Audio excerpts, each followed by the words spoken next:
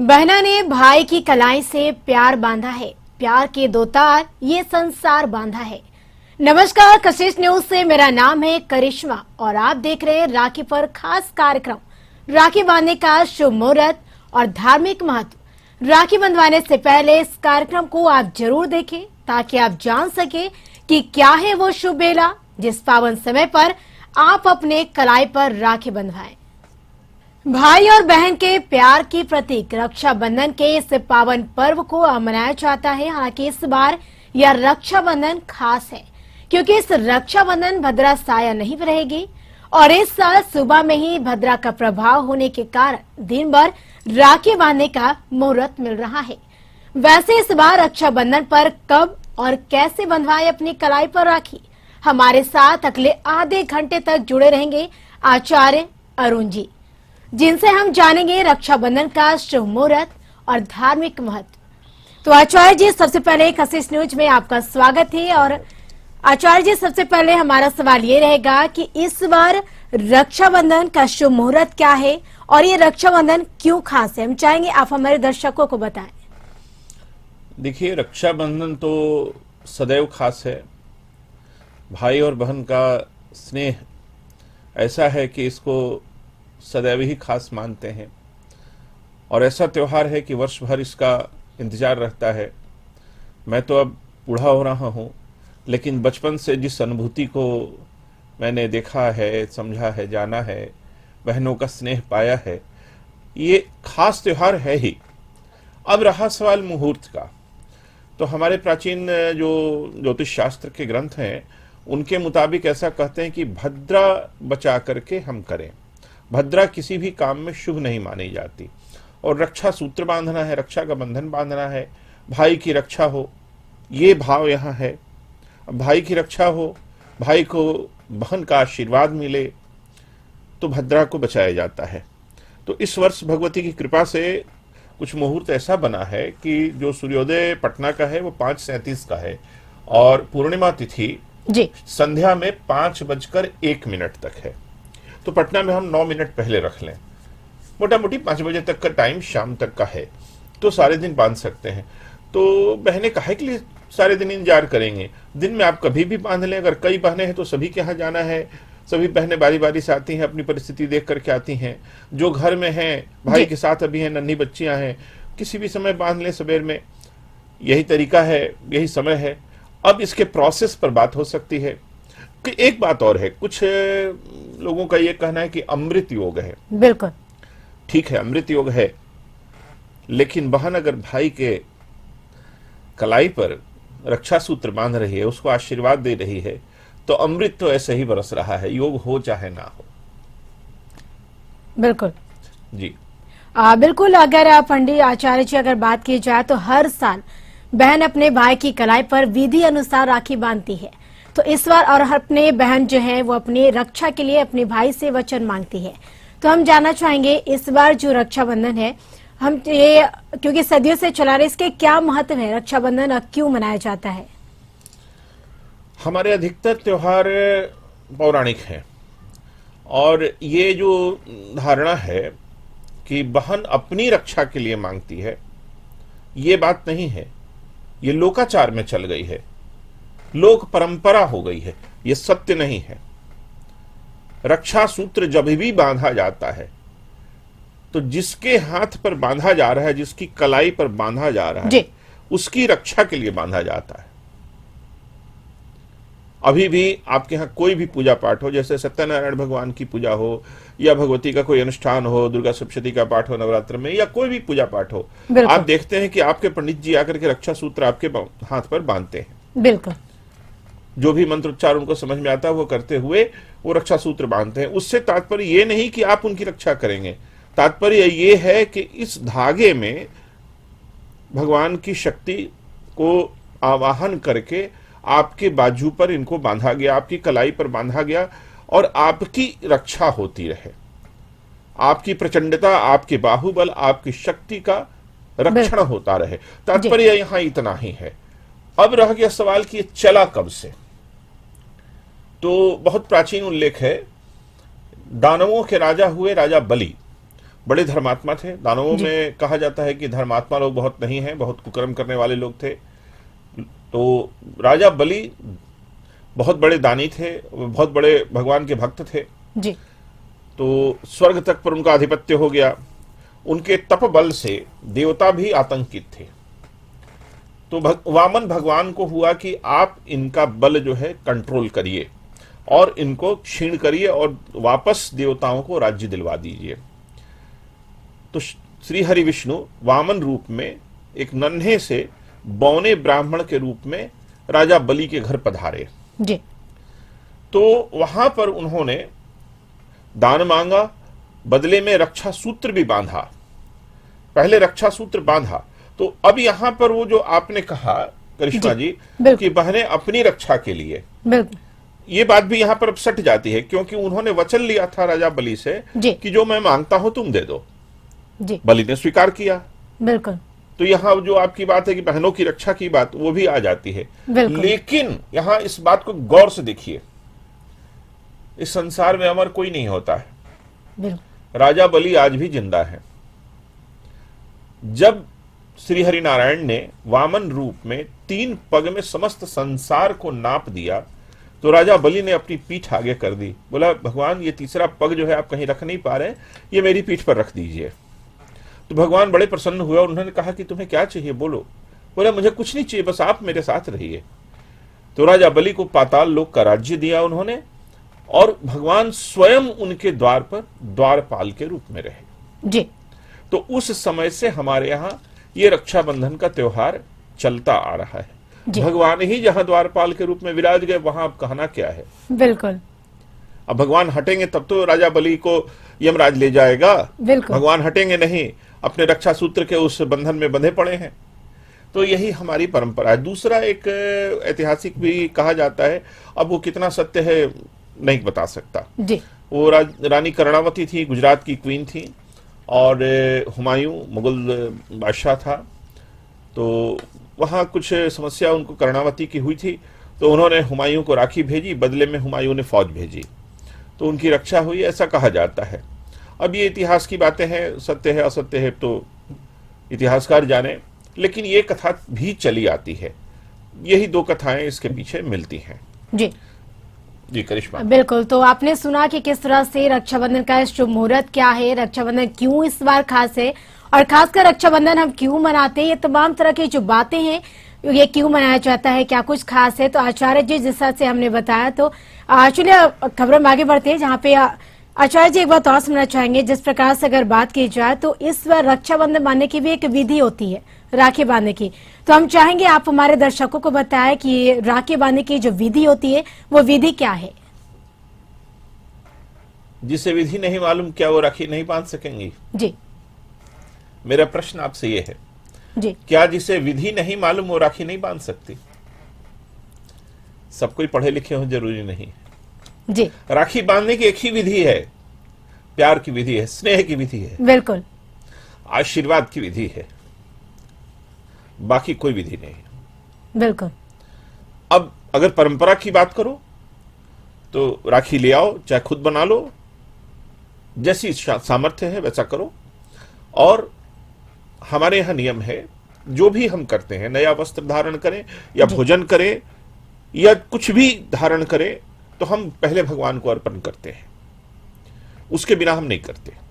बिल्कुल। तो उस रक्षा सूत्र को, राखी को भगवान को अर्पण करिए, भगवान को पूजा करके, और वो प्रसाद जो है ले आइए थाली में रख करके।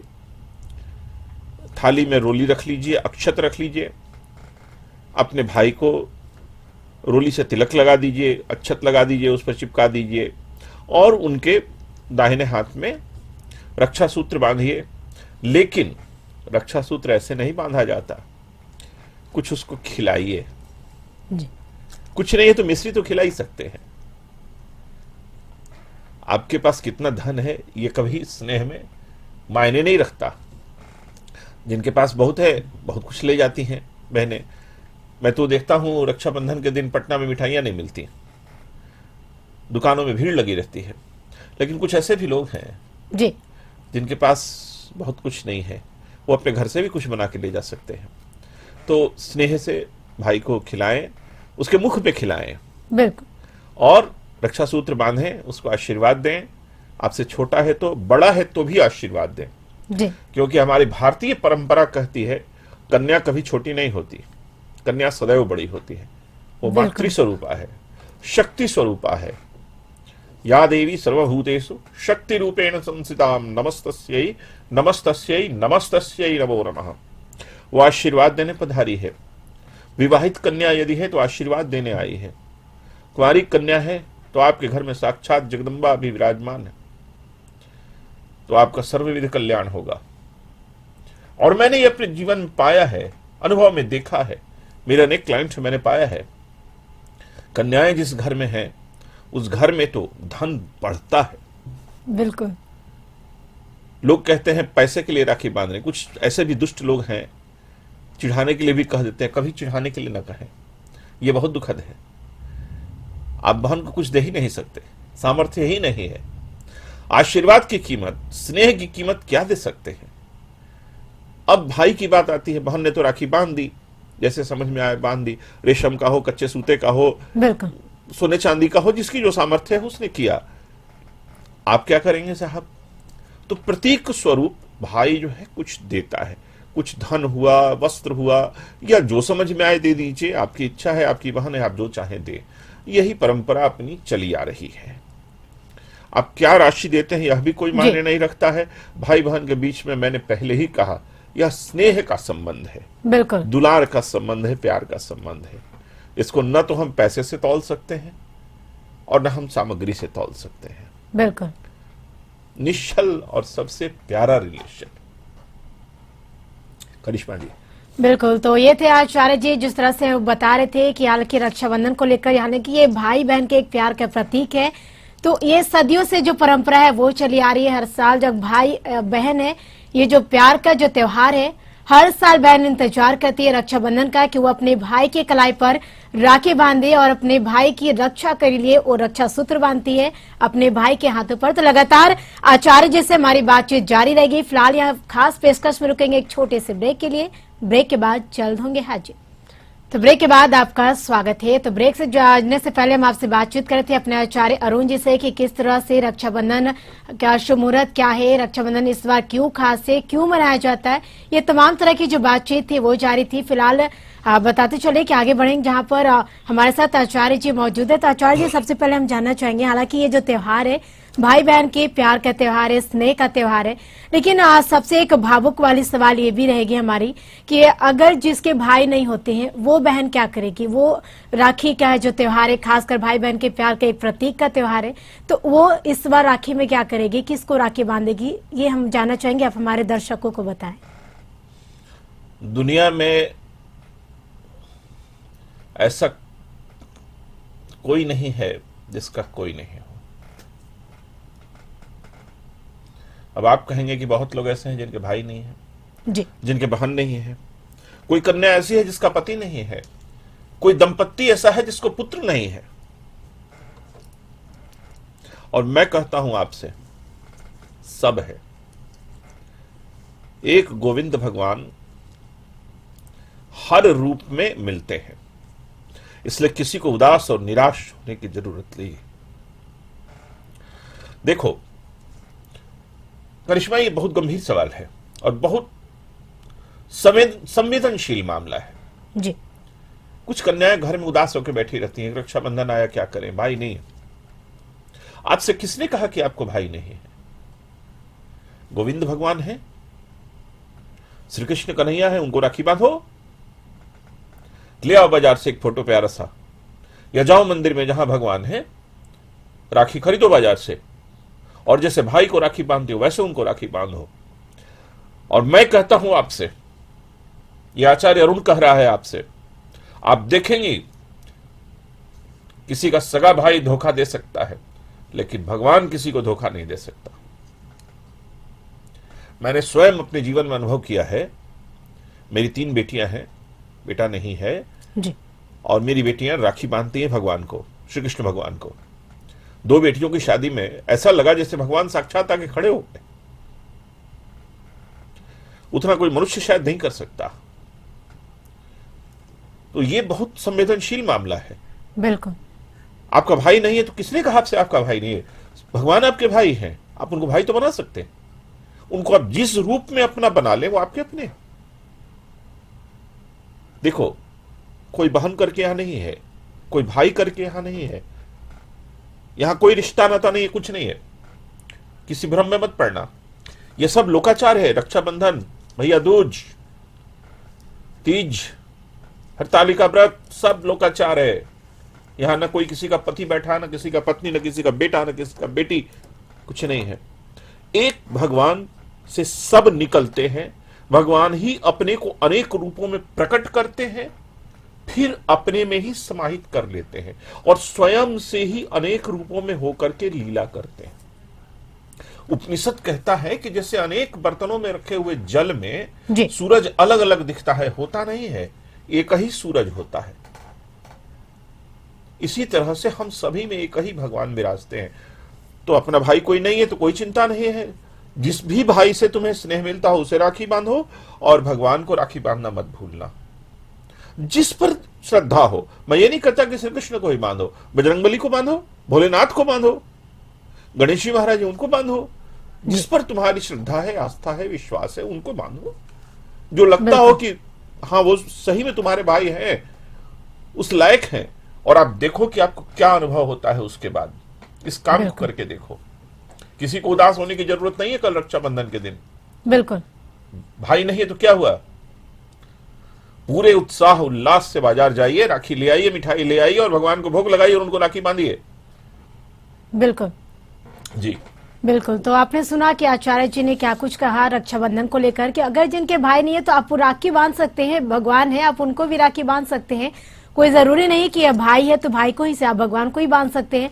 जिससे आप अगर दिल से चाहें तो वो आपके लिए अगर तत्पर है आप तो आप उन्हें राखी बांध सकते हैं। देखिए चलिए आगे बढ़ेंगे। आचार्य जी हमारा सवाल आपसे ये है कि हालांकि सदियों से चली आ रही अगर रीति के मुताबिक बात की जाए तो बहन भाई को राखी बांधने से पहले हालांकि प्रकृति की जो सुरक्षा के लिए ये कहा जाता है कि तुलसी और नीम के पेड़ में भी राखी बांधती है। तो हम चाहेंगे इसके क्या महत्व है, आखिर जो राखी बांधा जाता है इसके क्या महत्व है, क्यों राखी बांधा जाता है इनको, अगर आमतौर पर अगर बात की जाए तो? नहीं, इसका उत्तर तो सीधा सरल है। अभी हमने देखा कि लॉकडाउन लगा था तो हमारा जो वातावरण है किस तरह से शुद्ध हो गया था। बिल्कुल। पिछले लॉकडाउन में जो ओजोन लेयर फट गई थी वो भर गई, प्रदूषण मुक्त हुआ। तो हरियाली को, जैसे नीम को या फिर आप तुलसी को कह रहे हैं, तुलसी में भी कहा गया है कि समस्त देवताओं का निवास है। पीपल को, इनको भी, पीपल को भी बांधते हैं लोग।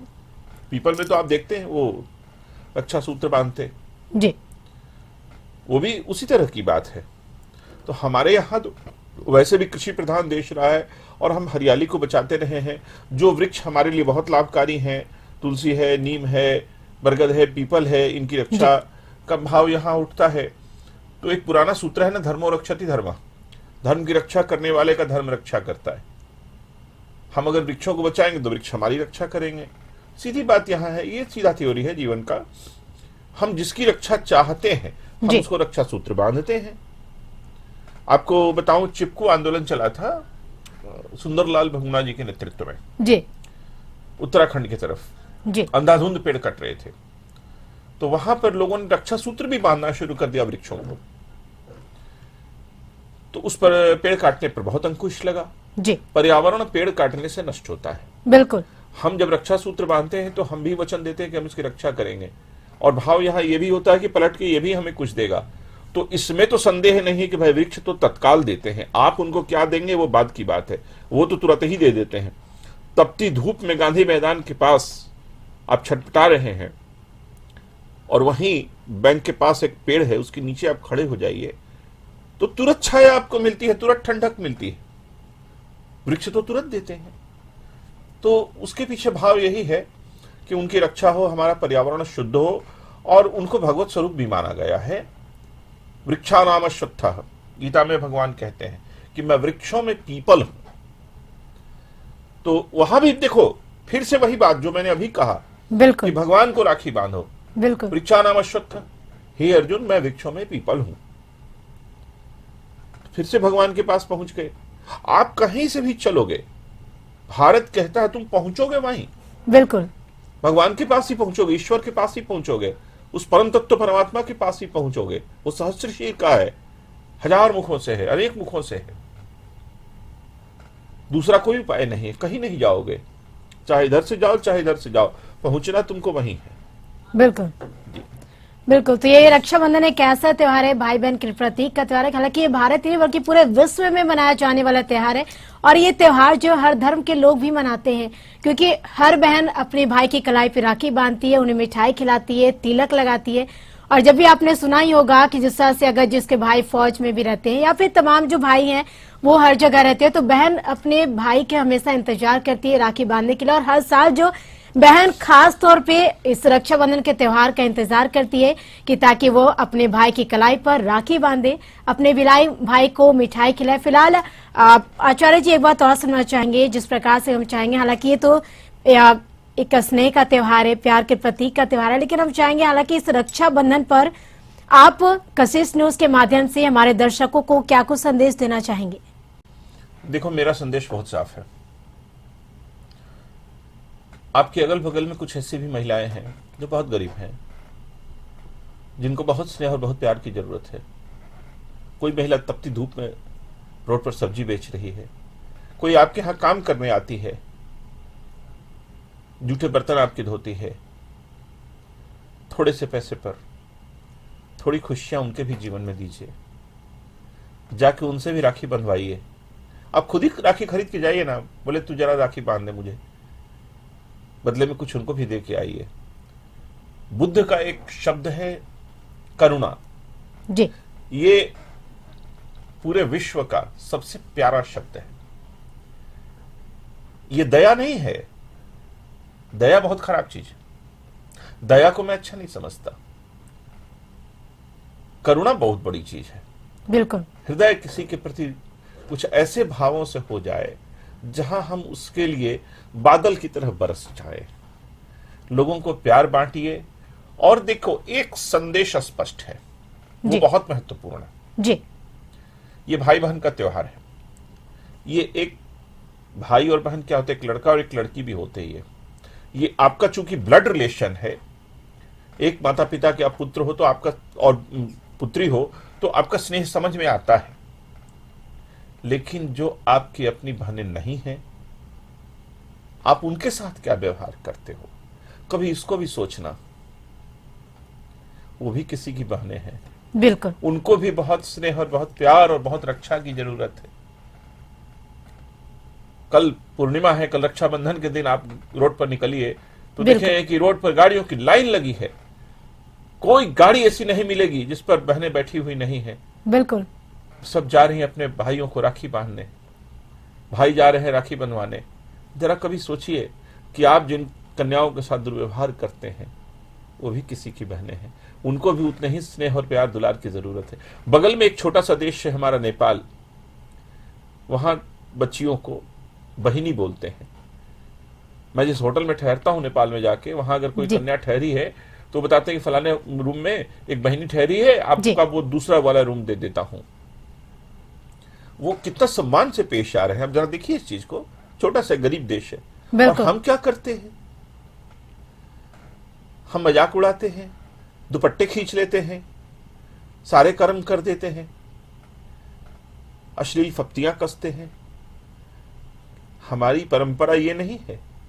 हमारी परंपरा तो ये है, हाथ पे बंधा हुआ रक्षा सूत्र, चाहे वह रेशम का हो चाहे कच्चे सूते का हो, और बहन वो आशीर्वाद देती है। आप याद रखना, आप क्या ये नहीं कहा गया है, या देवी सर्वभूतेषु शक्ति रूपेण संस्थिताम नमस्तस्यै नमस्तस्यै नमस्तस्यै नमो नमः।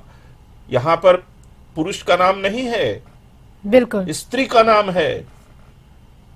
या देवी सर्वभूतेषु विद्या रूपेण संस्थिताम, या देवी सर्वभूतेषु लक्ष्मी रूपेण संस्थिताम। आप किस भ्रम में हैं?